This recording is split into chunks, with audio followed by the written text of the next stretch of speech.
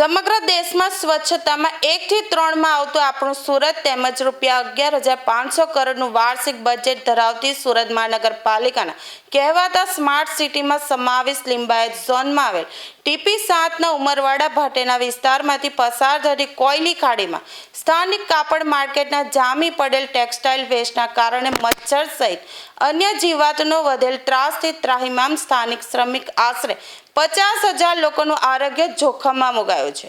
સુરત મહાનગરપાલિકાના નવા નિયુક્ત મ્યુનિસિપલ કમિશનર નાગરાજન સદર વિસ્તારની અને કોયલી ખાડી રિકન્સ્ટ્રક્શન પ્રોજેક્ટની સ્થળ મુલાકાત કરી લોકોના જોખમમાં રહેલા આરોગ્ય બાબતે તાકીદે યોગ્ય કાર્યવાહી કરે એવી લોકહિતમાં માંગ કરી છે। સુરત મહાનગરપાલિકાનું વાર્ષિક ₹11,500 કરતાં વધારેનો બજેટ છે, વાર્ષિક બજેટ।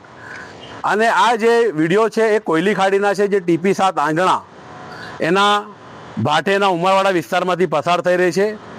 જે વડાપ્રધાન શ્રી નરેન્દ્રભાઈ મોદીએ સ્માર્ટ સિટી જે જાહેર કર્યો તે આ વિસ્તાર છે।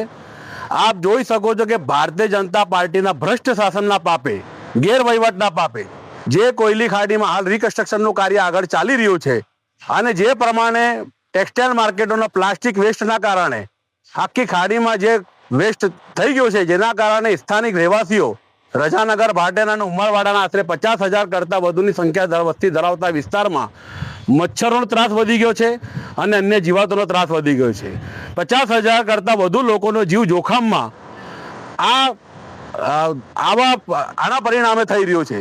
હું તંત્રને અને નવનિયુક્ત મ્યુનિસિપલ કમિશનર શ્રી નાગરાજનને એક જ વિનંતી કરું છું કે આ સ્માર્ટ સિટીનો વિસ્તાર છે। સ્વચ્છ સુરતનું જે બિરુદ છે નંબર 1નું, એ છેલ્લા ઘણા વર્ષોથી સમગ્ર ભારત દેશમાં આપણે 1 થી 3માં નંબર આવે છે।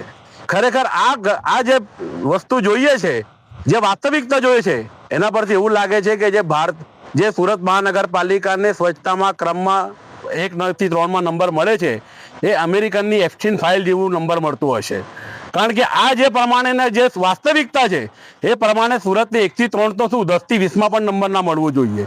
અને જે પ્રમાણે હજારો લોકોની આરોગ્ય જોખમમાં મૂકીને તંત્ર આ ખાડા કાન કરતો કે ધૂતરાષ્ટ્ર બનતું હોય, એ કોઈ પણ સંજોગોમાં સાંખી લેવાય એમ નથી।